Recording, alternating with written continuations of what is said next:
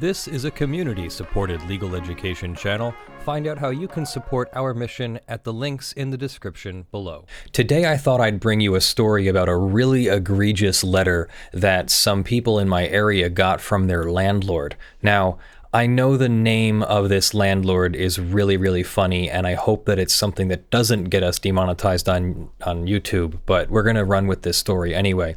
So this letter says, "To all tenants, we understand that these are difficult times." And let's keep that in perspective. Let's see if they really do understand that these are difficult times, because if you're going to say that, if you're going to open your letter with, "We understand these are difficult times," then you should be showing your understanding. We understand these are difficult times, and here's how we're going to be understanding with you. Not so much in this letter. "We understand these are difficult times, and some of you may have lost your jobs or be on unemployment. Despite these circumstances, you are required to pay your rent on time." Okay, so that's over real quick. No amnesty, no delay, no compassion whatsoever there. But it gets so much worse. While this may sound like we are being uncaring, it does. Please keep in mind that all of our expenses, including bank mortgages, taxes, insurance, etc., continue to be due and payable on time. Remember, this is a major landlord. This is not, one person who rented their house to somebody and pays the rent pays the mortgage out of the rent. This is a major landlord who owns many properties, apartment buildings, things like that. "Our policies to enforce the payment of rent remain exactly as they were before. So April 1st, your rent is due. April 2nd through April 5th, your rent is due along with a $50 late charge." Holy mackerel, I don't know how much these people are paying for these apartments, but if it's a $500 a month apartment, that's 10% of the rent due. So that's like a 10% per month penalty, which that's just really discompassionate already. "April 6th, evictions will be filed and cable service will be disconnected." Cable service. Cable means internet and cable TV, by the way, at a time when people are getting their information from the internet and from cable TV. Great. So evictions will be filed and cable service will be disconnected for all tenants who have not paid their rent in full. So not even if you can pay part of the rent. If you didn't pay part of the rent, you still get the full brunt of these consequences. If you are not able to pay your rent in full, please contact the office and we will arrange a date for you to move out of your apartment. Not, contact us and we'll figure out how to be compassionate or figure out what you need to do or something. How about the people who are just now applying for unemployment and won't get their benefits for a couple weeks? It takes 3 weeks to get your unemployment benefits in many cases. I think you have to be out of work for 2 weeks before you even get the benefits or can even apply. I'm not really 100% sure about that one, but let's continue. "It is very offensive to us when tenants continue to pay for a non-essential service like cable service." So cable TV and internet is considered non-essential during these stay-at-home, shelter-in-place emergency conditions that we're in these days. "But do not pay their rent in full for the essential service of shelter. Accordingly, if your rent is not received by April 5th, your cable service will be disconnected by us." While you do pay RCN for cable service, so it's not even that the landlord is the one who pays for the service. It's you. You pay for the service, but they're going to disconnect you. How are they going to disconnect you? Part of your rent payment includes the use of our wiring. Accordingly, we are well within our legal rights to disconnect the cable. Calling RCN will not resume your service because they will not be permitted. We, the landlord, will not permit them access to the premises to reconnect the cable. And to make it worse, it looks like they're actually serious about cutting the cable. Here we have been notified, says the Allentown Tenant Association, that a tenant of Nat Hyman's had their service electric cable, which is one of the companies, service electric cable and RCN cable, that they had their internet cut and their children cannot do schoolwork online.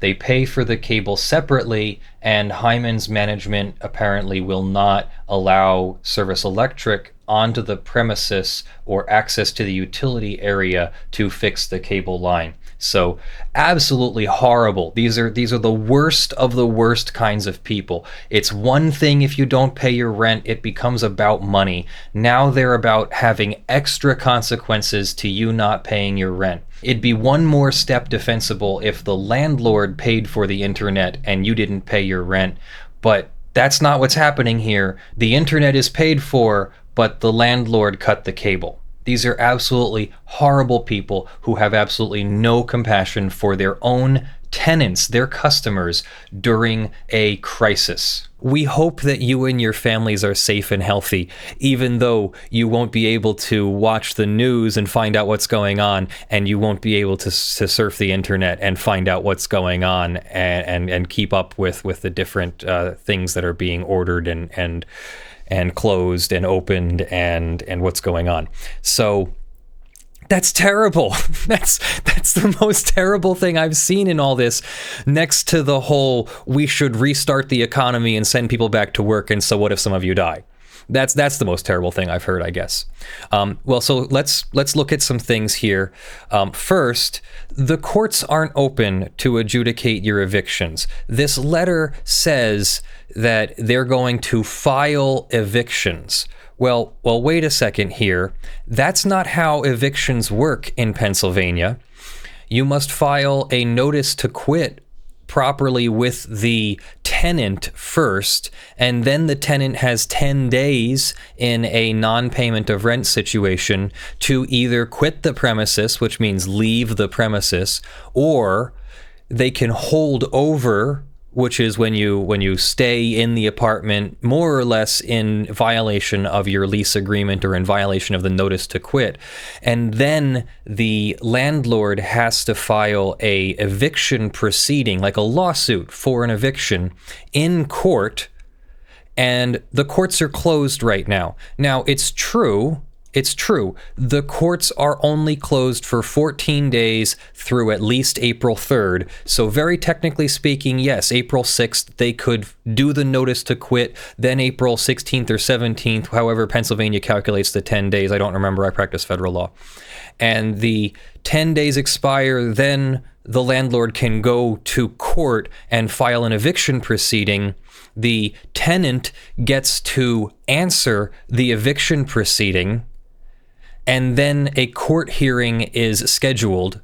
So you serve this notice to quit, the tenant fails to move out, and then they have to file an eviction lawsuit. The tenant answers the complaint, and then the court holds a hearing, and the court decides how much you owe based on your non-payment of rent and based on your holding over. And usually, so I've been to a few of these locally, usually the court tries to work it out with the parties. You know, when can the tenant leave the premises? How much do they owe the landlord then? And then the landlord can know when the sheriff can be called. Because if you then don't move out by the eviction date decided by the court, the landlord has to call the sheriff. Well, can't the landlord just change the locks or disconnect the electricity or turn off the hot water, or worse, just turn off all the water? No, the landlord cannot do that. Don't lock out or freeze out a tenant. It's illegal. Any experienced landlord will attest that there are occasional tenants who do things outrageous, but landlords shouldn't take matters into their own hands. The fact that a tenant didn't pay rent or left a mess or verbally abused the manager or whatever is not a valid defense, and the landlord may end up on the wrong end of a lawsuit, especially a lawsuit for trespassing on the tenant's property. If the tenant is still living there, the landlord does not have a right to enter except for inspection purposes and with notice. Now, there is some question here whether or not the non-payment of rent means they can turn off your cable. We do understand that the cable TV service and internet is not considered a utility, thanks to the FCC for reclassifying internet as not a utility. But it is not an essential service, apparently. Although your mileage may vary, your court may disagree, and it may be an unclean hands situation where the landlord refused to work with you at all in allowing you to pay your rent late or something like that. And then $50 late fee, that's enough to pay for the damn internet in many cases. If you don't have cable TV and you have basic internet, it's like $30 or $40 or $50 a month, depending upon your area. And I live in an area where we have a couple different providers, fortunately, so I have a choice between about 2 major providers and then a couple sub-providers within those. So yeah, the courts might even extend the court closure depending upon how our response to the situation has mitigated the situation. So there is a little bit of a happy ending to this one. The landlord has apologized for the letter and issued a statement. Let me start by apologizing to you all. That's some very contrite language for how strong they just came on with that eviction notice letter thing. Let me start by apologizing to you all. I have been informed my company sent out a very insensitive document regarding rent and tenant policy. Like he didn't know that they sent it out. Come on, it's his property. I take full responsibility, I hope you do, as I am responsible for my company and everyone in it. This letter does not reflect me or my company values in any way. Yes, it does reflect on you, and it reflects on you very, very poorly. I've spent all week trying to negotiate with the banks, but they have shown very little movement. The government is granting small business loans to people, to organizations, landlords that need money. You might have gotten very little movement from your bank this week, but maybe next week it'll be different.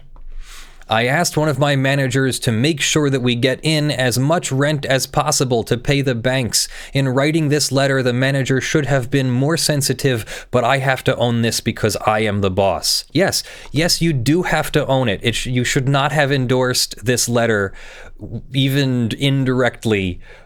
Your company's policy should be very clear that in times of crisis, you are compassionate with your fellow Americans, your fellow citizens. This community is not going to go away. Your tenants are going to be there after the situation has passed, and they are just going to absolutely hate you. I mean, at some point, there's a tipping point, and the tenants will turn against the landlord, right? This letter was intended to offer information and should have read, all tenants, we are so sorry to be writing this letter because we are facing a crisis. We understand that many of you are facing hardships and difficult times. We are currently looking for solutions and trying to work with our banks to offer relief. We cannot currently suspend rental payments, but will not be evicting anyone during this time. That is exactly the opposite of what this previous letter said. Exactly the opposite. We ask that if you are facing financial hardship to please contact our office as soon as possible. We are looking to relieve your stress as much as possible during this time. Again, not what that letter said at all. We hope that you and your families are all safe and healthy. Remember that rent is due April 1st. Please feel free to reach out to our office as soon as you can if you need assistance. And that is Nat Hyman, the owner and responsible. The buck stops here at Hyman Properties. So here's a little thing from me. If you are experiencing trouble paying your rent, you should at least know what your rights are. You would want to talk to a legal aid organization like PA Law Help in Pennsylvania here, or the PA Legal Aid Network, so palegalaid.net or palawhelp.org, as those will be resources for you to try to find a legal aid organization that should be able to help you. We here at Lawful Masses do try to assist our community whenever we can, but we do more like online and copyright law, so I'll make this video and I'll put this out there, and hopefully you all got a kick out of that's what happens to landlords when they are completely discompassionate and overbearing. It might even be at least untenable for a landlord to turn off your internet, especially when you're paying for it. And a lot of judges will not have any patience for a landlord that has elected to help themselves, and may even allow counterclaims against the landlord, or may simply deny an eviction petition to a landlord who has engaged in self-help. Now, Hyman Properties, they probably know what they can get away with in their area, as they have likely dealt with tenant issues and evictions before, but still, not a good idea to come into court with what we would call unclean hands. You want to come into court having done everything properly, having even tried to work it out with the tenant ahead of time, or else the judge might not rule in your favor. So how about this? How about in these times of difficulty, how about we be compassionate with one another? That includes the banks too, but if the landlord can't collect the rents, then the landlord has to do the same thing that the tenants are doing. The tenants should contact the landlord and say, hey, I don't think I'm going to be able to pay my rent. What can we do? And the landlord should be contacting their bank and saying, hey, a lot of my tenants can't pay their rent. What can we do? And if you are upset that Congress has not passed some kind of relief for the people who are suffering from this, then you should be calling your Congress people nonstop while you still have a phone or cable or internet. You should be calling them, writing them. See, they're calling me. They're calling me is what's happening. No, you should be calling your Congress people both at your state level and at the national level and complaining that they haven't passed relief yet. And when they do pass relief, even then, the dates that we get some kind of relief in the form of either a monetary payment or an abatement of rent or no evictions or something, it might not be a date that works for you. So do be prepared as best you can. I know these are trying times. At the same time, let's be compassionate with one another. Don't be like Nat Hyman. Just don't be like Nat Hyman. So anyway, I thought you would enjoy that story. Our organization is a community-supported organization. Please consider supporting us on patreon.com/ljfrench or sponsors.com/law. As always, our $50 plus supporters get shout-outs by name. Thank you so much to the financial support of Wes Delj, Aspernari, Video Remonetized, John Steele, Gavin Barnard, Eevi, Kyle Mudrak, Michael Pearce, Spirit Bear, Jan Negrey, Daniel Perez, Blackleaf, Joe Tyson, Benjamin Hitov, Stephen, Ottah, Cute Grills in Your Area, Longreach Jones, Zachary, Chaney, Mullen, PC, and Anders Thorenfeldt. The $5 plus supporters, which includes everyone else there, the $50 plus supporters as well. The $5 plus supporters get a shout out in the description, and everybody's on that LED panel back there. I'm Leonard French. Hope you enjoyed that. I'll see you in the next one.